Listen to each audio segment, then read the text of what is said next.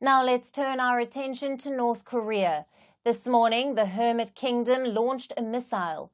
Normally, this wouldn't be big news. Pyongyang launches missiles all the time. But today, it was reportedly a hypersonic missile test, a missile that travels more than 5 times faster than the speed of sound. The test was reportedly a failure. The missile exploded mid-flight. But this was still a warning by Pyongyang. North Korea is protesting against military drills being held in the south. Joint air drills by South Korea and the US. The drills began today, days after an American aircraft carrier arrived in South Korea. So today's hypersonic test was one way North Korea showed its displeasure. That isn't the only way Pyongyang has displayed its annoyance, though. It has also released more balloons into South Korea, balloons filled with trash and human feces. Here's our report.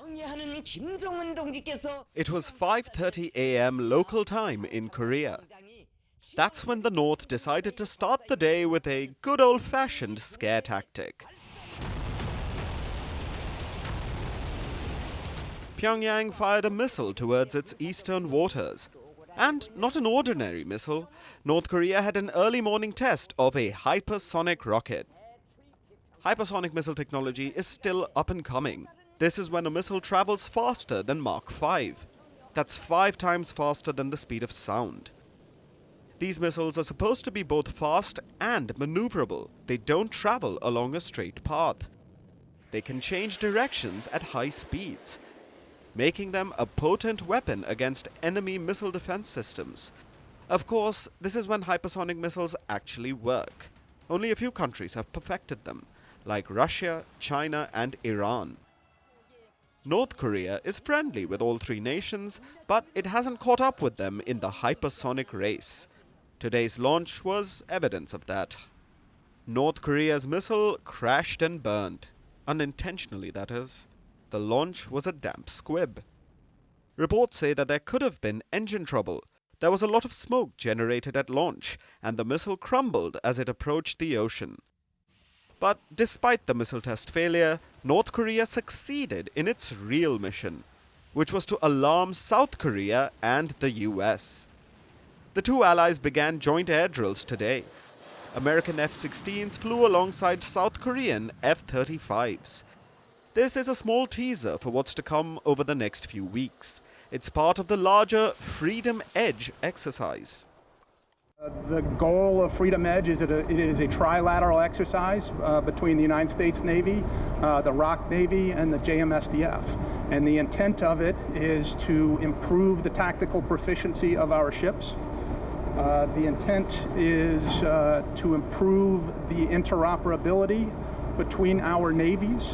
And the intent is to ensure that we are ready to respond to any crisis or contingency. The military exercise will expand to include Japan. And they'll involve everything from stealth fighter to aircraft carrier drills. The Americans are all geared up. They've brought the USS Theodore Roosevelt to South Korea. It docked in Busan on Saturday, and even got a warm welcome from South Korean President Yoon Suk-yeol. Trilateral cooperation between South Korea, United States, and Japan, who share the values of liberal democracy, will be another strong deterrence along with South Korea-United States alliance. So obviously, North Korea isn't thrilled about this, which explains their missile mishap this morning. And the resumption of a troubling tactic, trash balloon warfare. Pyongyang is at it again. It is sending balloons across the border, balloons carrying trash and human feces.